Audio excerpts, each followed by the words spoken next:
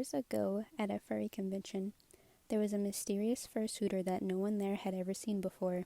He had a cartoony marble fox suit with a lanyard that had a badge of his persona attached to it that said the name Dante. He didn't have a handler with him, and he seemed lonely standing there by himself. But then another lonely fur came up to him, a pink and white wolf.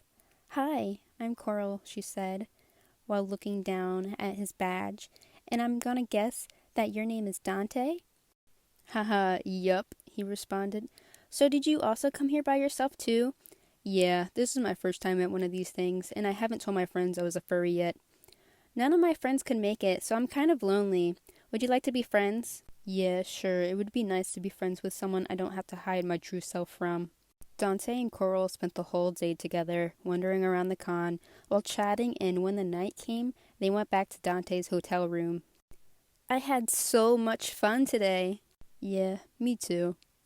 We've been hanging out all day, and I have no idea what you look like," said Coral while removing her fursuit head, revealing her brown eyes and faded dyed red hair that was naturally dark brown.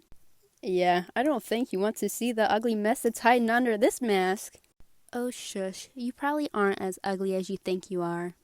"Well, if you insist, but first turn around and close your eyes." "Oh, so you want this to be a surprise," Coral said as she turned around and closed her eyes. "Yeah, I guess you could say that. Now don't open them until I say I'm ready. I'm sorry. I'm just very self-conscious." "Aw, it's..." A loud shattering noise followed by a thud rang in Dante's ears after he cracked Coral on the back of the head with the hotel room's coffee pot. Her shocked body fell forward, causing her head to smack the counter. "Surprise!" Dante chuckled. He grabbed a fistful of her hair, pulling up her head, and it watched the blood trickle down her face, then let go, making her head smack the floor. "Look at this mess I have to clean up." Shards of glass crunched around him from his weight. He picked Coral up and carried her lifeless body into the bathroom and placed her into the tub, then proceeded to sweep up the broken glass shards and scrub the blood out of the hotel's carpet. When he finished, he returned to Coral's body and stared at the details on her face.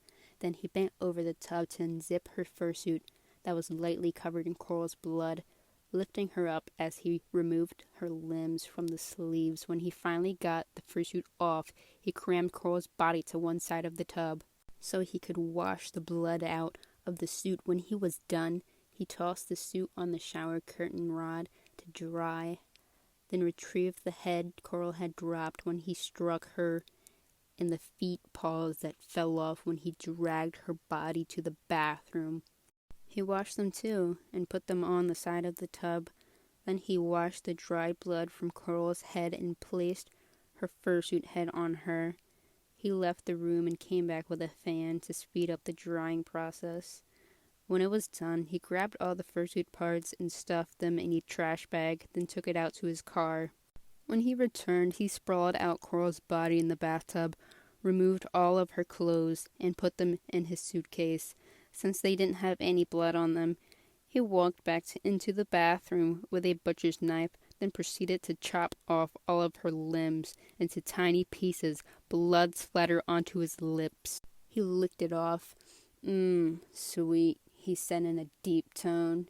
He put her body in a big, clear plastic bag and shoved her in the suitcase where her clothes were. He scrubbed the bathroom before he left and took Coral's body back to his house where he cooked and ate her.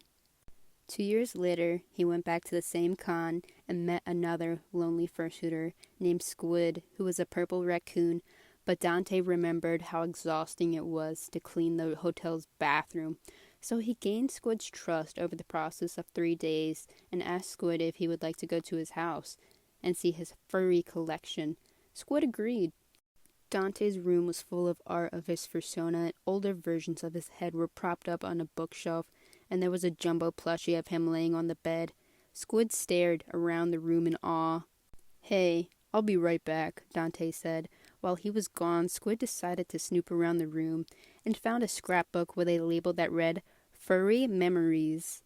As he flipped through the pages, he saw progress photos of Dante's first suit being made, but then he saw a suit that belonged to a friend that disappeared.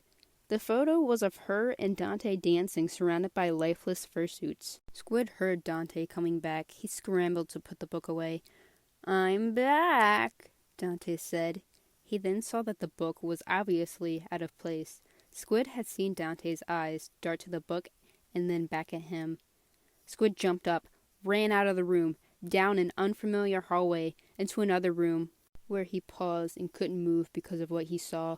The room was filled with lifeless fursuits, propped and posed like mannequins. Sitting on a couch with fake food in front of her was his missing friend's fursuit. Something else caught his eye from the corner of the room. It was a pile of human skulls. A sound echoed through the room and down the halls. Squid fell face first to the floor. "Surprise," Dante said laughingly.